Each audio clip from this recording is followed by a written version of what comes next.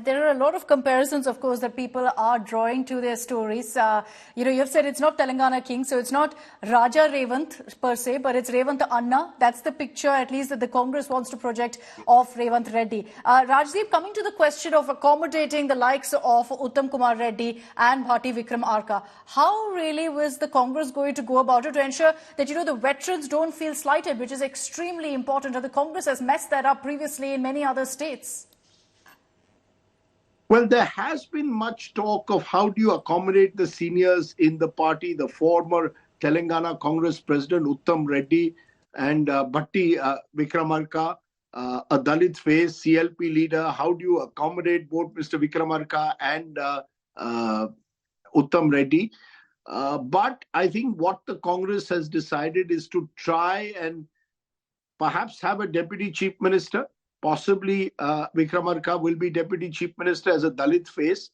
Uttam Reddy appears not too keen to work under Revanth Reddy from sources, but and has even been pushing the possibility of his wife's candidature as a minister. We'll have to see how that plays out. Remember, the Congress is not all these Congress leaders, or most of them who are entering government, are doing so for the first time. They will have to learn how to work with each other in government, and given the nature of the mandate, they really can't afford to squander it. They do not have an overwhelming majority, and they will be on test in the next few months and years.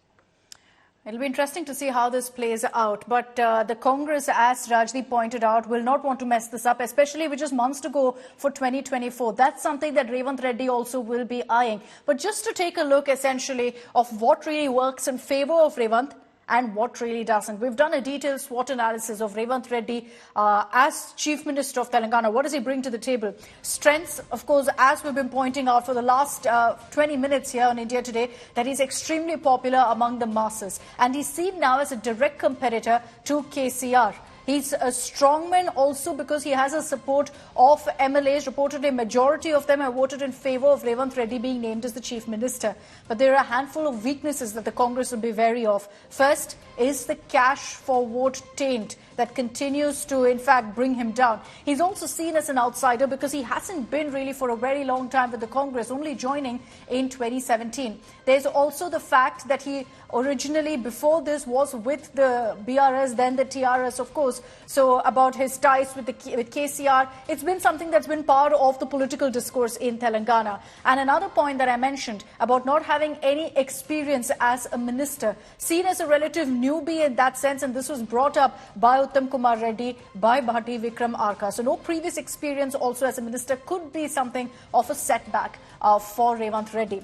What about opportunities for him? Well, he's considered as a young political leader at 54. I know that doesn't seem to be very young, but in Indian politics, 54 means you have a long way to go. And with 2024 elections coming up, he could just steer Congress to a win, to getting maximum seats in Telangana in 2024, which will be a game changer really for the party in the state. What about threat? Corruption charge again, and the pending investigation on that front. The second is also the fact that there are veteran Congress leaders who are vying for power posts, who could perhaps try to bully Revanth Reddy as well as he takes over as the Chief Minister. So he'll have to kind of balance that out as well. Let me take this across to Sudhir also for more on that. Sudhir, the talk of the corruption case against Revanth Reddy, how big of a problem or a headache is that really for the Congress? Do you think they've thought of all possible, options or how that could play out in the months to come?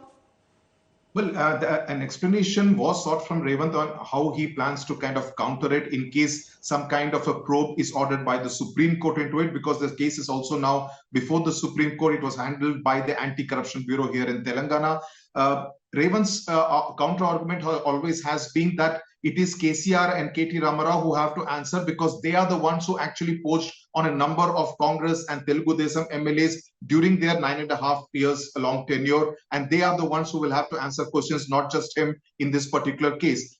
So he's pretty confident about kind of managing this particular case. But you also spoke about the seniors having a lot of experience and the fact that they are seen as seniors while he's seen as only 6 years old in the Congress party. But I think the Congress has decided to make a fresh beginning as far as Telangana is concerned. Yes, the likes of Uttam Kumar Reddy or Batti Vikramarka or Komati Reddy Venkat Reddy or Damodar Raj Narasimha, all of them have had ministerial experience in United Andhra Pradesh. So in that sense, the Congress will not be short of experience. But yes, the challenge is for them to kind of fulfill all the promises, the grandiose promises that they have made during the campaign, including the 6 guarantees, because they will be on test. Because if they slip on even one of them, they will be coming under attack from both the BRS and the BJP. The BRS has said that we will give them 6 months of time, the honeymoon period, and after that is when the real political attacks will really start. So Revanth Reddy has a bit of a breathing time, but in between will come the Lok Sabha elections. So in that sense, he will have to hit the ground running. Very true. And he is going to be under a whole lot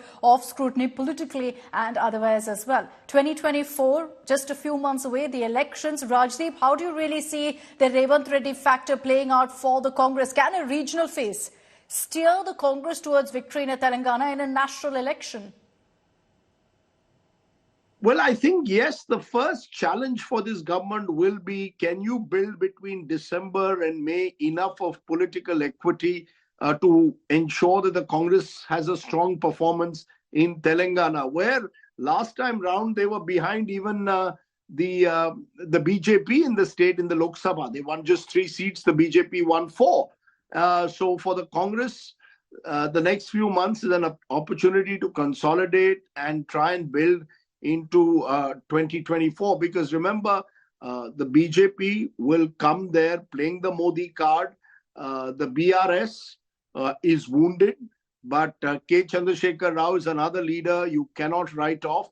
So I think Revanth Reddy's first challenge in a way will be to show he can govern, which in the context of Telangana will be to ensure a lot of continuity on certain key projects, and then be able to do enough to convince people that the Congress is the party to elect in the Lok Sabha as well. So while the Congress celebrates another southern citadel, the fact is that the hard work has only really begun now for the party. They've made lots of promises. There are lots of guarantees out there, lots of expectations.